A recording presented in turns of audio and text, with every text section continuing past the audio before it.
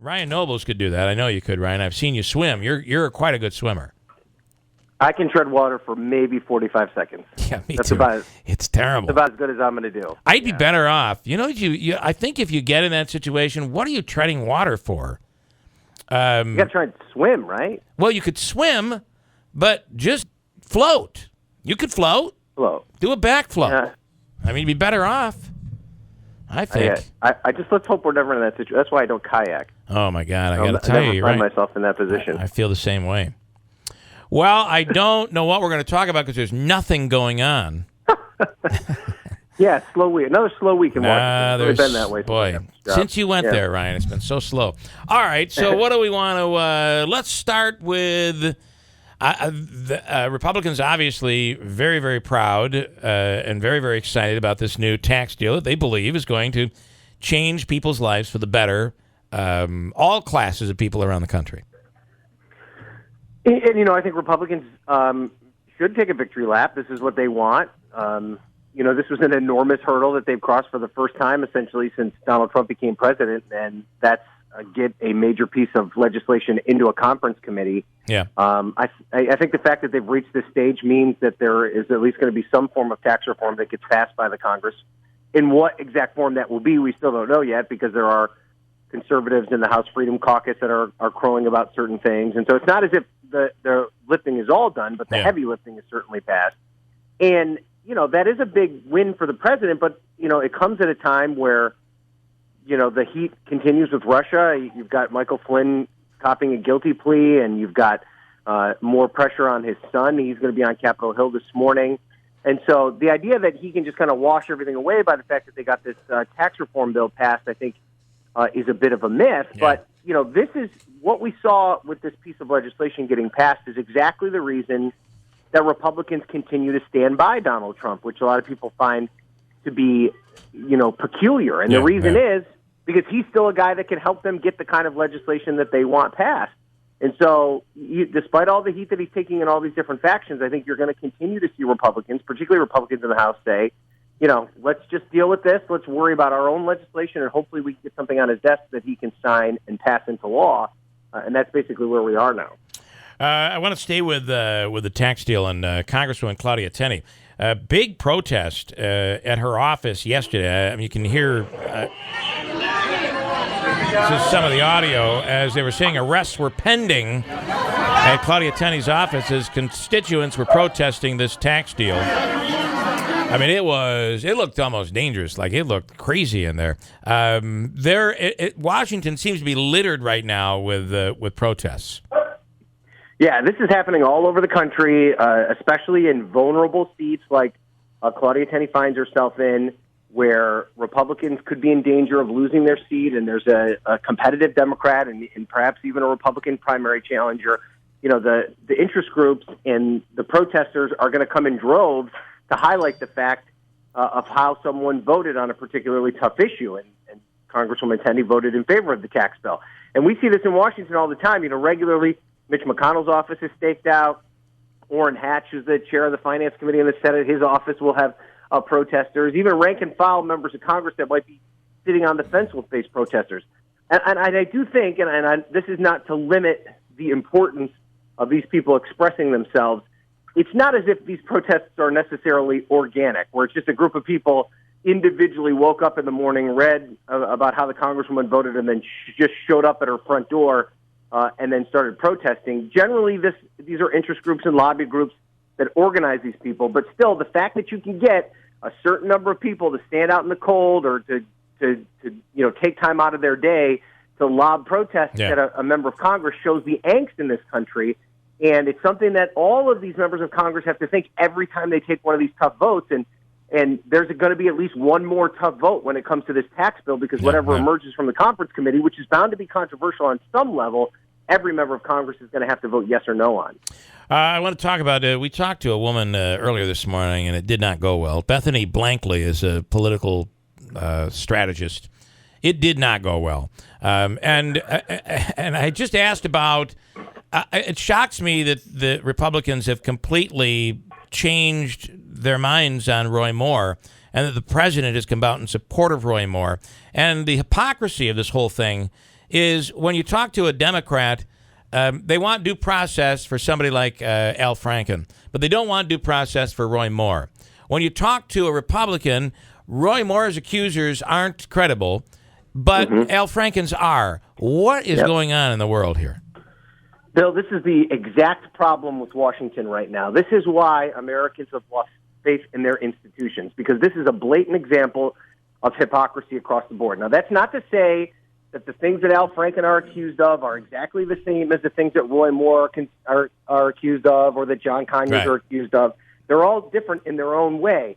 But the idea that as a Democrat you could look and say that Roy Moore doesn't even deserve the opportunity to appear before voters, and before he even gets an ethics committee investigation or anything like that, he shouldn't even be seated in the Senate. But at the same time, you want to give Al Franken all the trappings of this ethics investigation and let the process play out, I think is very hypocritical. And you have someone like your own senator, Kirsten Gillibrand of New York, who's been a leader in the charge, to her credit, of fighting against sexual harassment. And even she can't say definitively whether or not she thinks Al Franken should be forced to step down from the Senate, even though she does believe his accusers. So, I think that the average person, and, Bill, we talk about this all the time, the average American is not hard right or hard left. They're somewhere in the middle. They can call balls and strikes. They can look at this and say, what Al Franken did was wrong and what Roy Moore did is wrong, and then make up their minds as to whether or not either of those men should be in the Senate. And it has nothing to do with being Republican or Democrat. And when people see that, that's when they get upset, and that's what makes them concerned. I'm not playing politics here, Ryan. I just got to ask you, because I didn't follow Gillibrand. I don't follow her that closely. So she believes Franken's accusers, yet won't take a stance on him stepping down. How is she a champion for the cause then, if she believes the accusations but bellews the perpetrators should stay? And even said that Bill Clinton, based on what happened, whether she was talking about Monica Lewinsky or she was talking about some of the other charges or the fact that he lied under oath, she said that he should have stepped down, and she certainly stepped into that with Democrats. Yet she's not willing to say Al Franken call for him to step down. Right, and what they would tell you, what their cover is in this respect, and to a certain degree, Mitch McConnell provided this cover for people like Al Franken, is that they have launched an investigation. And an ethics investigation is currently underway in the Senate, and as a result, that gives someone like Kirsten Gillibrand the opportunity to say, I'm not going to prejudge the investigation. Okay. I do believe these women. I'm going to allow this investigation to play out. Gotcha. Then when we see what the results of this investigation are, that's when I'll make a decision on whether or not he should stay or go. But if you believe the women, what does the investigation? What matters about that investigation? What changes your calculus about that? Are they going to just confirm that the women, what they had to say are accurate? Even Al Franken himself has said that likely what happened is what happened. So. This is an example of trying to have it both ways, and I can understand somebody like Kirsten Gillibrand probably going to run for president, seeing a lot of heat from different factions in her Democratic Party, taking a cautious approach to this. And let me also say, taking a cautious approach to these things may not be a bad choice. Yeah. But to your point, Jeff, you can't be somebody who's standing out there, ready to condemn anyone with a Republican next to their name who's been accused of this stuff, and then not have the same tact when it comes to people from your own party. Nancy Pelosi on Meet the Press last week called Roy Moore should step aside. Yeah. But Al Franken deserves due process. You can't have. Well, even worse than that, she called John Conyers, who's a member of her own caucus, a champion and an icon who deserves the benefit of the doubt. Right. And then within 48 hours had flipped and said that it was time for him to step down, and then they've ultimately forced him to step down. When we spoke to this Bethany Blankley earlier this morning, I had said, so you don't believe the accusers? There are 17 or 18 of them for Roy Moore. Do you? What about Conyers? And her answer was, at one point when I'm going over this whole thing, well, yeah, but look at Hillary. Look what Hillary did, or look what Bill Clinton did. That's not an argument. It's a junior high argument that is just, I can't believe in this world today we're having this argument that we tell our kids they shouldn't have because it's ridiculous. Well, Bill, we can talk about Kirsten Gillibrand. We can talk about Nancy Pelosi. We can talk about Steve Bannon. But the one person that we can't ignore who's the most guilty of this hypocrisy is the President of the United States himself. I know. Yep. Couldn't wait 24 hours to attack Al Franken. has just hammered Harvey Weinstein and all these Democrats, but yet he's campaigning for Roy Moore. Yeah, he's the champion for Roy Moore. Before, where he kind of left open the idea that he just didn't want a Democrat, he actually came out yesterday and definitively said that he wants Roy Moore elected. He's not going to campaign with Roy Moore, but he's going to hold an event in Pensacola, Florida, which is right on the border of Alabama, and Roy Moore supporters are encouraging people to attend that rally. They did, there's been robocall support where the president's support has been highlighted. And then, of course, the president himself has a whole long list of people that have accused him of the same type of action. So when you talk about, modeling behavior, the modeling of the behavior begins in the White House at this point. And have we been, the Matt Lauer thing, did we talk about that yet, or did that break? Have you and I talked about it? I don't know if you and I don't think so.